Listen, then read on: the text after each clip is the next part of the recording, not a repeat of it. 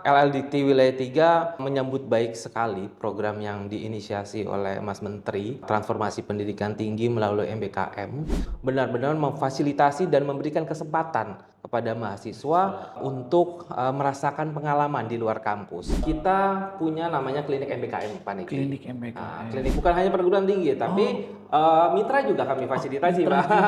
Kami komitmen secara terus-menerus untuk menormalkan pembelajaran di luar kampus.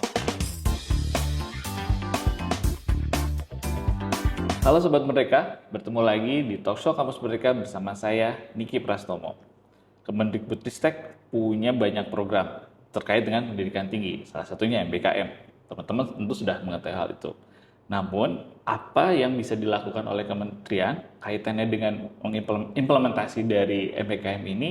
Ada satuan kerja di kementerian ini yang disebut dengan Lembaga Layanan Pendidikan Tinggi. Di Talkshow Kampus Merdeka kali ini kita kehadiran tamu istimewa yaitu Bapak Tri Monanto dari Lembaga Layanan Dikti Wilayah 3. Halo Pak, Halo. Pak Tri, Pak Nanto? Pak Nanto. Pak Nanto, oke Pak Nanto. Terima kasih banyak Pak sudah berkenan hadir di Talkshow Kampus Merdeka kali ini. Terima kasih. Nah, teman-teman ataupun juga para Sobat Merdeka di sini kaitannya dengan MBKM ini mungkin perlu dapat informasi lebih nih Pak. Lembaga Layanan Pendidikan Tinggi di Indonesia itu tadi kaitannya dengan kementerian. Apa hubungannya nih Pak? Oke, baik. Terima kasih Pak Niki dan Sobat Merdeka. Jadi Lembaga Layanan Pendidikan Tinggi atau LLDT merupakan salah satu satuan kerja di bawah Sekretariat Jenderal Kemendikbudristek yang punya tugasnya adalah memfasilitasi peningkatan mutu pendidikan tinggi.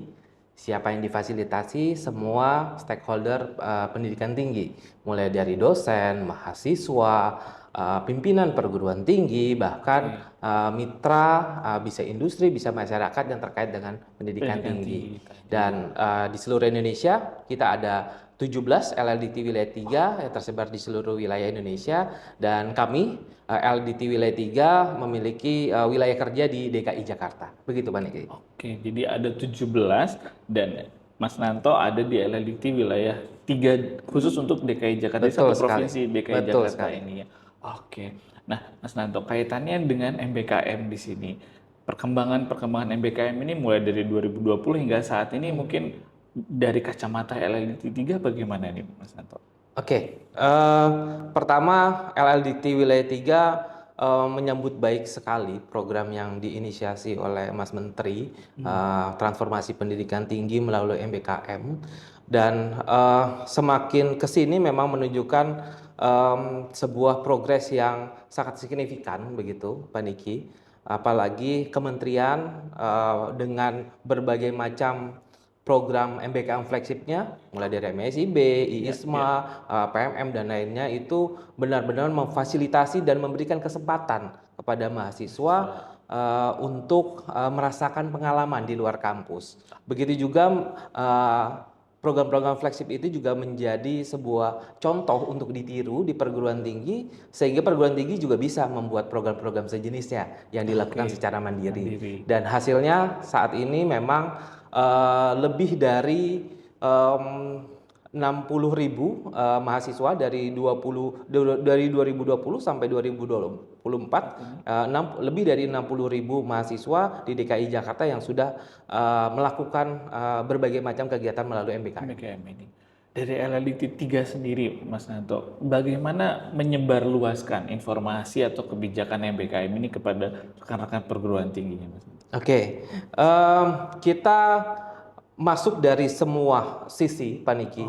Jadi tadi saya sampaikan bahwa stakeholder kita itu ada banyak, ada dosen, ada mahasiswa. Jadi kami masuk ke semua sisi, mulai dari pimpinan perguruan tingginya kami berikan sosialisasi, lalu dosennya kami berikan BIMTEK, mahasiswanya juga kami fasilitasi. Bahkan di 2022 kami sempat menyelenggarakan PMM PKBN bekerja sama dengan Kementerian Pertahanan, melibatkan 5.000 mahasiswa, dan itu menjadi salah satu program MBKM. Dan secara umum kita juga menyebarluaskan dari berbagai macam kanal media yang kami sediakan di LLDT Wilayah 3. kanal-kanal media memang sudah disiapkan khusus juga sebelum MBKM atau memang karena ada MBKM ini perlu ada nih? Kalau kanal medianya sudah ada dari dulu, Oke. tapi dengan adanya MBKM, apalagi Mas Menteri membuat berbagai macam episode, kita nggak mau kalah nih di wilayah begitu ya. Kita juga Baik. berbagai membuat podcast, lalu juga kita membuat berbagai macam aktivitas di media sosial untuk menyebarluaskan program MBKM Program ini. MBKM ini. Dan dari sisi perguruan tinggi ya nih Mas Santo, penerimaan MBKM menurut kacamata LLDT 3 di kampus-kampus yang ada di wilayah DKI Jakarta ini bagaimana Mas Santo? Oke, jadi titik perubahan yang signifikannya itu terjadi di tahun lalu sebenarnya Pak Niki, di mana Mas Menteri mengeluarkan keputusan Mendikbudristek nomor 210 yang isinya adalah indikator kinerja utama bagi perguruan tinggi dan LLDT. LLDT, Nah, oke. dari sana perguruan tinggi memiliki dasar untuk membuat kebijakan ke depannya dan dari sana juga LLDT lebih lagi mendorong lebih semangat lagi mendorong perguruan tinggi untuk merancang program-program MBKM mandiri begitu. Sehingga memang kalau lihat antusiasme perguruan tinggi itu sangat tinggi sekali akhir-akhir ini, khususnya program MBKM mandiri, Pak. Oh, nah kalau yang sudah paham mungkin langsung bisa mengerjakan, didorong, oke dia bisa maju mungkin ya. Kalau yang mungkin perlu ada dibantu ataupun mungkin ada kebingungan itu bagaimana di LLDT-nya, Mas Manto? Oke, kami melakukan berbagai macam aktivitas sesuai tugas dan fungsi LLDT, mulai dari workshop atau bintek, Oke. lalu melakukan monitoring dan evaluasi, dan yang paling menunjukkan antusiasme tinggi, Ya. kita punya namanya klinik MBKM, Pak Niki. Klinik MBKM. Klinik MBKM menjadi salah satu dari 5 klinik prioritas di LLDT sejak 2022 dan dari 2022 sampai 2024 memang menunjukkan beberapa peningkatan antusiasme begitu ya, karena memang kami sempat melakukan beberapa perubahan format pada klinik begitu ya, dan karena untuk menyesuaikan keinginan dari para stakeholder begitu ya. Seperti itu, Pak. Jadi klinik ini untuk memfasilitasi, jadi pemberian layanan juga kepada rekan-rekan di perguruan tinggi ini. Bukan hanya perguruan tinggi, tapi mitra juga kami fasilitasi, Pak. Begitu ya. Jadi kalau ada mitra yang menginginkan semacam sosialisasi atau bahkan ingin dipertemukan gitu ya dengan perguruan tinggi, kami fasilitasi, Pak. Jadi semua stakeholder kami tidak membeda-bedakan selama mereka memiliki visi yang sama dengan kita untuk meningkatkan implementasi MBKM, kita akan fasilitasi dengan maksimal. Oke.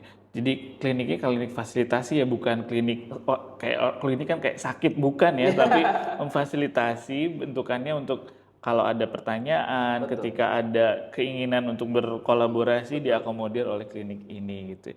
Dan siapa saja Mas Nanto yang ada di dalam klinik ini? Apakah memang ada tim khusus atau bagaimana dari LLDT 3? Ya, kami memiliki dewan pakar.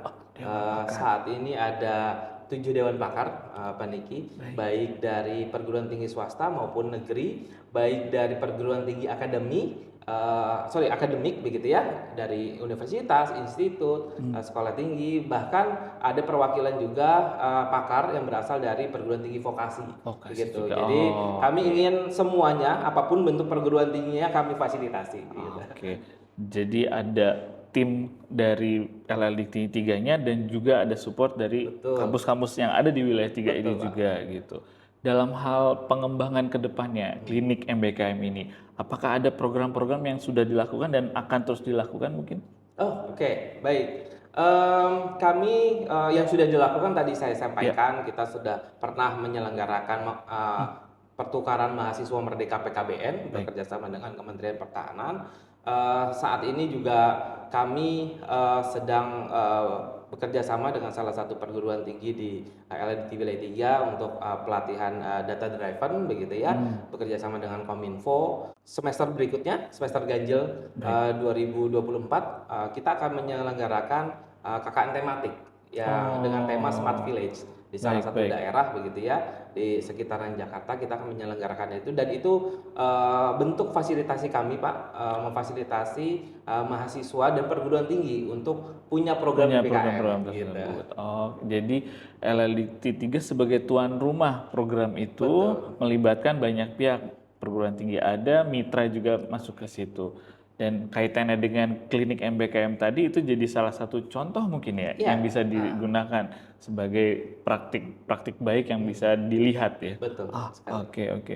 Dan kaitannya dengan klinik MBKM ini, apakah ada poin-poin khusus data yang terkumpul mungkin atau bagaimana, Mas Nanto? Karena kan datang nih gitu. Terus apakah ada apa mungkin pada saat itu? Gitu? Oke, jadi tadi yang saya sampaikan bahwa klinik ini sudah diinisiasi sejak 2022, Pak. 20. Jadi persiapan kami sebenarnya sudah cukup panjang sampai hari ini ya, Ya, ya. dan mengalami beberapa perubahan format dan segala macam menyesuaikan kebutuhan stakeholder begitu ya. Kami melakukan berbagai FGD, berbagai diskusi dengan para pakar, dengan para stakeholder. Kami merangkum dan mengkristalisasi hasil evaluasi kami selama 2 tahun. Terbentuklah 8 poin atau 8 topik yang dikonsultasikan dalam setiap klinik. Kliniknya tadi. Oh, dan klinik ini apakah hanya di LLDT 3 atau bagaimana? Di LLDT lain mungkin? Mungkin kalau namanya klinik baru ada di LLDT 3 gitu ya. Baik, Tapi saya yakin teman-teman di LLDT lain juga sudah melakukan hal yang kurang lebih sama. Karena bagaimanapun klinik itu adalah salah satu bentuk konkret dari tugas dan fungsi LLDT, yaitu memfasilitasi peningkatan mutu pendidikan tinggi. Begitu Pak. Mungkin dan namanya berbeda saja, ya, tapi konsep fasilitasi konsepnya tadi saya rasa sudah diimplementasikan di LLDT lain juga. Dan dari sisi apakah itu memang dibutuhkan setelah 2 tahun ini, pandangan Mas Nanto gimana? Masih sangat dibutuhkan Pak. Gitu. Jadi kita menggunakan ini ya data yang kita dapat selama 2 periode terakhir. Baik. Jadi klinik kami di LLDT Wilayah 3 itu dilakukan secara triwulan setiap 3 bulan, dan sampai hari ini berarti sudah ada 2 periode klinik MBKM di kami. Dan selama 2 periode terakhir ini saja antusiasmenya sangat tinggi Pak. Kami sampai membuat kebijakan perguruan tinggi yang sudah ikut periode sebelumnya mohon tidak mendaftar dulu gitu, karena antriannya sangat panjang Pak. Gitu. Antusiasmenya sangat tinggi Pak, sehingga kami harus ya terpaksa membuat kebijakan itu. Tapi bukan berarti perguruan tinggi tidak boleh sama sekali berkonsultasi. Kami masih membuka ruang untuk konsultasi, tapi tidak di dalam klinik ya. Mungkin yang bersangkutan bisa secara Zoom gitu ya, atau saat kita melakukan monef ke perguruan tinggi itu bisa berdiskusi dengan leluasa juga dengan kami begitu terkait MBKM. Oke, baik. Nah, mungkin setelah klinik MBKM saya coba lihat agak lebih luas dulu nih Mas Nanto. MBKM secara keseluruhan pelaksanaannya di LLDT 3, apa yang mungkin Mas Nanto lihat ada perubahan apa nih, entah itu di mahasiswanya mungkin atau di kampus-kampusnya, bagaimana Mas Nanto? Oke, ya beberapa perubahan ya Pak Niki yang kami lihat. Pertama dari sisi perguruan tinggi atau program studi, kami berdasarkan hasil evaluasi terakhir semakin banyak program studi juga yang sudah mulai merelaksasi kurikulumnya. Gitu ya. Jadi kurikulumnya itu lebih adaptif begitu ya, lebih rileks. Jadi sangat mendukung Merdeka Belajar Kampus Merdeka begitu. Dan dengan kurikulum yang adaptif ini kami harapkan juga budaya adaptif di perguruan tinggi secara umum itu bisa terbentuk dan akhirnya bisa menularkan kepada mahasiswa. Nah, kalau misalnya dilihat perubahannya dari sisi mahasiswa sangat drastis sekali menurut saya. Kepuasan mahasiswa beberapa kali kami survei kecil-kecilan begitulah, survei kecil-kecilan kepada mahasiswa, mereka sangat antusiasme juga terhadap MBKM ini Pak gitu ya. Dalam 2 semester terakhir ini kita mengadakan roadshow Pak sebenarnya di LLDT, mensosialisasikan dengan targetnya adalah mahasiswa semester awal yang diproyeksikan mungkin dalam 1-2 tahun ke depan akan mengikuti MBKM begitu. Dan itu oke. peserta yang hadir pada saat roadshow itu juga cukup banyak begitu ya. Nah, itu menunjukkan Keinginan antusiasme tahuan yang besar keinginan juga tahu ya, yang besar dari para mahasiswa mahasiswa ini. apa sih MBKM itu gitu. Pada saat turun ketemu sama mahasiswa awal-awal semester ini, tim LLDT langsung atau ada tim khusus mungkin? Ya, ini menarik Pak. Jadi LLDT kan ditugasi oleh Direktorat Jenderal Pendidikan Tinggi dan Pendidikan Vokasi untuk mendorong perguruan tinggi melakukan MBKM. Ya. Tapi kami nggak mau cuman jadi orang yang atau pihak yang mendorong-dorong, tapi nggak menjadikan contoh gitu. Akhirnya kami di LLDT Wilayah 3 dan saat ini juga LLDT yang lain sudah mengikuti kami begitu menjadi mitra MSIB. Mitra MSIB-nya LLDT 3 ini. Iya, kami mendapat puluhan anak mahasiswa magang MSIB dan itu kami kerahkan untuk roadshow. Gitu. Jadi yang melakukan roadshow sebenarnya para mahasiswa juga gitu kan, yang merasakan langsung dampak MBKM dan dia menularkan kepada teman adik-adik mahasiswanya gitu. Jadi bahasa yang dilakukan saat roadshow juga ya bahasa inilah satu frekuensi gitu Pak. Lebih cair gitu. Nah, seperti itulah kira-kira.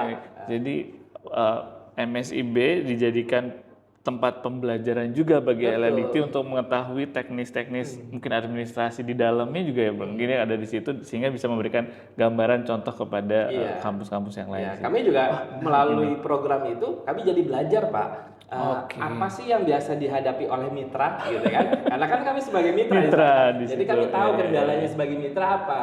Jadi ketika klinik ada mitra yang datang, Pak kami ada kendala ini nih ketika menerima mahasiswa magang. Kami udah tahu jawabannya karena kami juga pelaku langsung loh jadi mitra gitu. Tadi menarik Mas Anton sampaikan bahwa LLDT lain juga mulai ikut menjadi mitra MSIB ini? Iya, betul.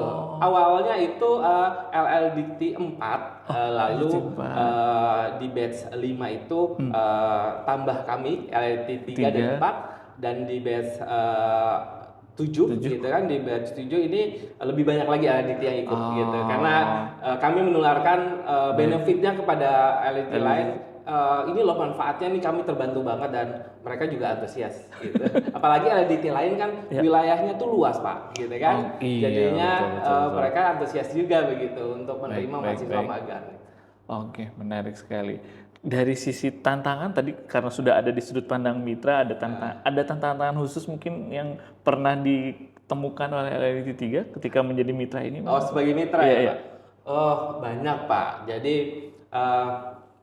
perguruan tinggi, khususnya mahasiswanya ini sepertinya memang perlu diberikan edukasi sebelum mereka memilih satu program MBKM. Di harapannya mereka, di benaknya mereka, ketika mereka mengikuti MBKM, khususnya yang fleksib ataupun yang mandiri, mereka tahunya adalah sudah pasti 20 SKS. Saya nggak perlu kuliah lagi gitu ya. SKS ini. Tapi padahal pada prinsipnya di lapangan memang ditemukan gitu kan, ada beberapa hal yang memang belum bisa diselaraskan di perguruan tinggi.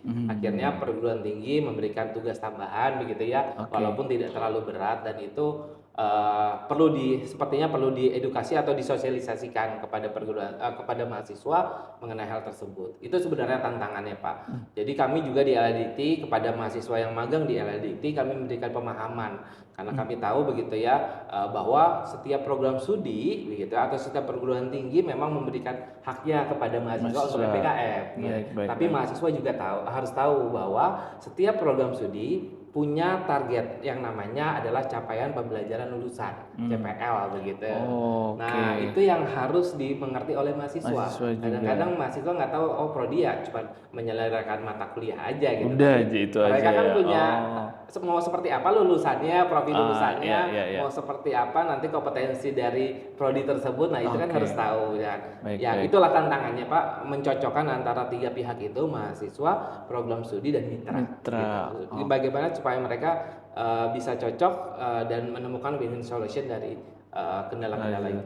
Itu jadi bahan klinik MBKM nggak ya Mas Anto? Karena kan udah ketahuan nih ada tantangan-tantangan Apa dicari jalan tengahnya, sosialisasi lagi gitu mungkin atau bagaimana ke depannya? Ya, jadi itu menjadi salah satu topik. Jadi dari 8 topik itu kita eh, sangat lengkap Pak. Jadi mulai dari perancangan kurikulum, Kurikulum. Oh, merelaksasi kurikulum, baik. lalu juga dari sisi pelaksanaannya, bahkan sampai yang di akhirnya konversi atau rekognisi RxAS tadi MBKM juga itu menjadi topik khusus.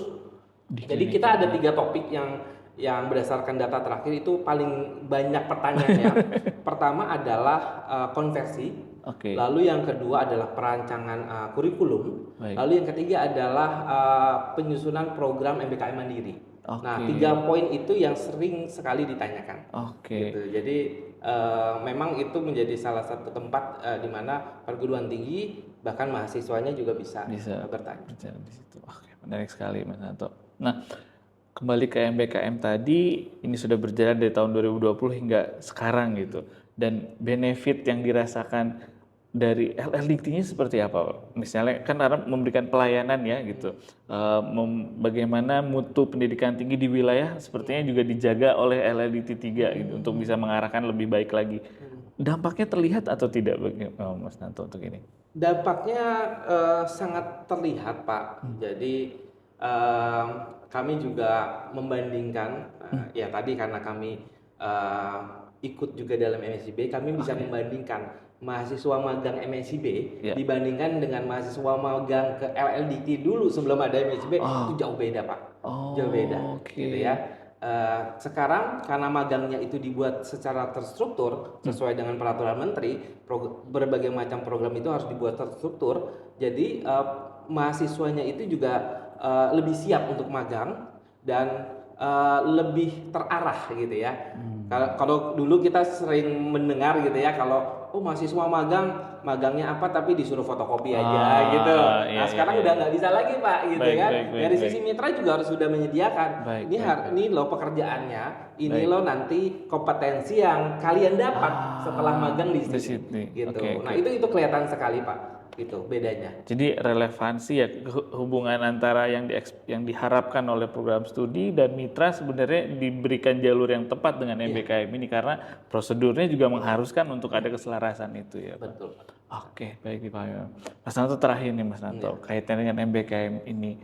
Apakah MBKM bagus untuk terus dilanjutkan dan mengapa? Oke, ini pertanyaan yang menarik dan banyak yang ditanyakan. Apakah MBKM akan berlanjut gitu ya? Dari LLDT, apapun nanti namanya, MBKM atau apapun, kami berkomitmen akan terus melakukan transformasi pendidikan tinggi gitu kan melalui regulasi yang memang disediakan oleh kementerian dan regulasi yang saat ini disiapkan beserta instrumennya memang mengarahkan kepada aktivitas tridharma di luar kampus. Yang which is itu adalah salah satu itu adalah salah bentuk dari MBKM sebenarnya kan begitu ya. Jadi kami komitmen secara terus-menerus untuk menormalkan pembelajaran di luar kampus. Itu menjadi hal yang normal di luar kampus di kampus ke depannya dan kami komitmen juga untuk mendorong mahasiswanya untuk melakukan pembelajaran sesuai minat dan bakatnya mereka, begitu ya. Oke. Jadi benefitnya banyak dilanjutkan sehingga bisa memberikan lebih banyak manfaat lagi ke lebih banyak pihak ya, bukan hanya soal ke mahasiswanya saja. Hasil kajian risetnya juga kan sudah menunjukkan Pak bahwa lulusan yang pernah ikut MBKM itu rata masa tunggu untuk bekerjanya itu jauh lebih singkat Pak, sekitar 1 sampai 2 bulan. Dibandingkan standar normal dalam indikator kinerja utama itu 6 bulan, mereka itu bisa mendapat pekerjaan rata-rata 1 sampai 2 bulan dan rata penghasilan pertamanya itu hampir 2 kali lipatnya dari mahasiswa yang tidak atau belum mengambil MBKM. Itu ya. Jadi dampaknya ada dan cara untuk terus menormalkannya juga sudah mulai ada acuan-acuannya, potensinya juga besar, kenapa tidak dilanjutkan? Oke, baik. Terima kasih banyak ini Mas Nanto atas diskusinya. Sangat menginspirasi. Sudut pandang dari LLDT juga sangat memberikan, sangat membuka wawasan dari harapannya dari rekan-rekan Sobat Merdeka yang menonton video ini. Pak. Terima kasih banyak. Sama-sama. Mas Nanto. Baik Sobat Merdeka, terima kasih banyak telah menyaksikan Talkshow Kamus Merdeka kali ini. Semoga memberikan manfaat dan juga membuka wawasan dari rekan-rekan Sobat Merdeka. Kita bertemu lagi di Talkshow Kamus Merdeka berikutnya.